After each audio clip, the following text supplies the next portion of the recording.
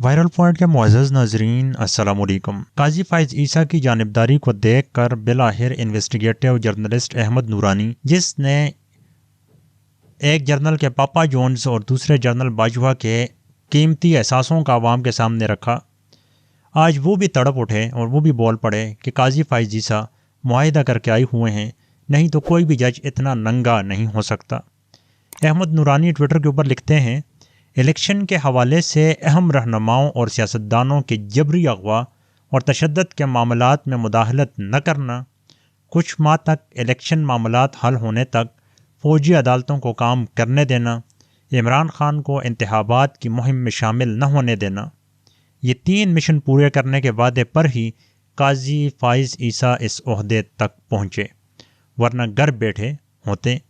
ان کو بتایا گیا تھا کہ ہم عمران خان کے خلاف بھرپور ثبوتوں کے ساتھ کیسز قائم کریں گے، مگر صرف مضحکہ خیز الزامات ہی لگائے جا سکے جو سب کے سب غلط ثابت ہو چکے ہیں۔ لیول پلینگ فیلڈ کیس اور لوگوں کے غیر قانونی جبری اغوا کیس میں قاضی صاحب کی پرفارمنس پر خود اسٹیبلشمنٹ حیران تھی۔ وہ قاضی صاحب سے تھوڑی بہت ڈرامے بازی کی توقع کر رہے تھے، مگر قاضی صاحب نے سیدھی سیدھی باتیں کہہ دیں کہ بھاڑ میں گیا آئین یا قانون یا سپریم کورٹ کی عزت۔ احمد نورانی آگے لکھتے ہیں، جسٹس منیر کے فیصلے اٹھا کر دیکھ لیں، مولوی تمیز الدین کیس کے علاوہ کسی بھی کیس میں وہ ننگے نظر نہیں آتے۔ قاضی فائز عیسیٰ اب جتنے مرضی فیصلے آئین اور قانون کے مطابق کر لیں، ان کا اصل چہرہ پوری قوم کے سامنے ایکسپوز ہو چکا ہے۔ وائرل پوائنٹ کے معزز ناظرین، میں آپ کو یاد کرواتا چلوں کہ احمد نورانی وہ صحافی ہے کہ یہ کسی کے اوپر ترس نہیں کھاتا۔ عمران خان کو بھی خوب رگڑا لگایا، ہر جگہ پر جہاں پر بھی 2-4 روپے کی کرپشن اس بندے کو نظر آتی ہے تو ثبوتوں کے ساتھ یہ فیکٹ فوکس کے اوپر لا کے رکھ دیتا ہے۔ یہی وہ بندہ تھا کہ جس نے جنرل باجوہ کے اثاثوں کی اچانک سے اس کے اندر جب اضافہ ہوا تو اس کی پوری ڈیٹیل ثبوتوں کے ساتھ لا کے عوام کے سامنے رکھی، اور پھر اسی قاضی فائز عیسیٰ کے پاس کیس جاتا ہے کہ جنرل باجوہ کے یہ اثاثے جو ہیں وہ آمدن سے زیادہ ہیں، ان کی تحقیقات ہونی چاہیے۔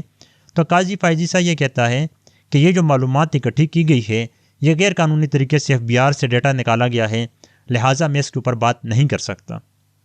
حالانکہ جتنے بھی سیاستدانوں کے خلاف کرپشن کے کیس بنتے ہیں تو ان کی انفارمیشن غیر قانونی طریقے سے ہی نکالی جاتی ہے۔ ظاہر ہے اگر میں چوری کرتا ہوں میں تو نہیں بتاؤں گا کہ یہ نہیں جی میں نے اتنی چوری کر لی ہے یا میں نے اتنا مال بنا لیا ہے۔ تو احمد نورانی جیسے صحافی جو ہیں